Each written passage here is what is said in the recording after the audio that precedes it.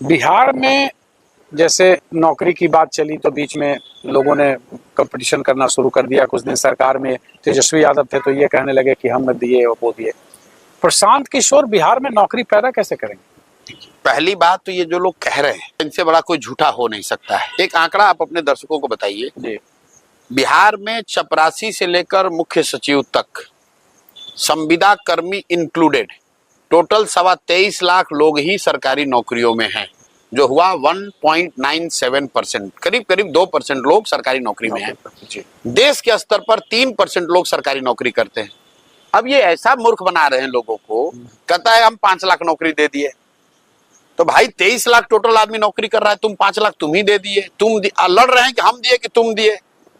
मैं ये कह रहा हूं कि भाई किसी ने दिया, ये टेक्नोलॉजी का जमाना है। जिन 5 लाख लोगों को नौकरी मिली है, सरकार उसका नाम और नंबर जारी कर दे, उसके बाद हम लोग तय कर लेंगे कि नीतीश ने दिया कि तेजस्वी ने दिया कि भाजपा ने दिया। टोटल फर्जी बात है मेरे भाई। जो शिक्षकों की नियुक्ति हुई उसमें नए लोगों को नौकरी नहीं मिली।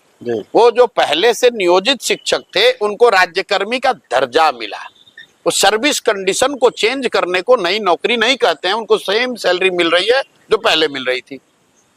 जो बाकी नए लोगों को नौकरी मिली उसमें आधे से ज्यादा इस राज्य के बाहर के लड़कों को मिली। आप रोज लोग डोमिसाइल के नाम पर हल्ला मचा रहे हैं।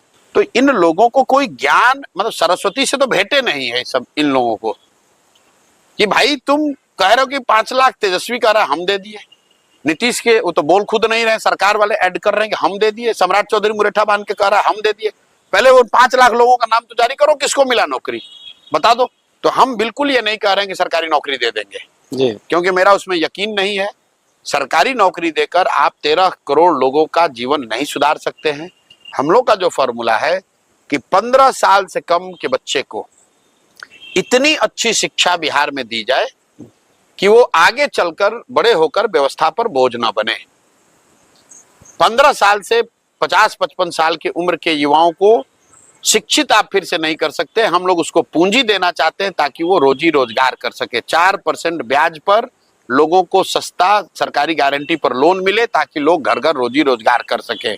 और तीसरी बात हमने कहा, एकदम सिंपल बात आपको बता रहे हैं कि 55-60 से ऊपर के आदमी को ना पढ़ा सकते हो ना रोजगार दे सकते हो, तो उसको कम से कम 2000 रुपया दो ताकि वो जीवन अपना बेहतर तरीके से, थोड़ा बेहतर तरीके से चला सके। ये बेसिक फंडामेंटल है जनसुराज के डेवलपमेंटल मॉडल का।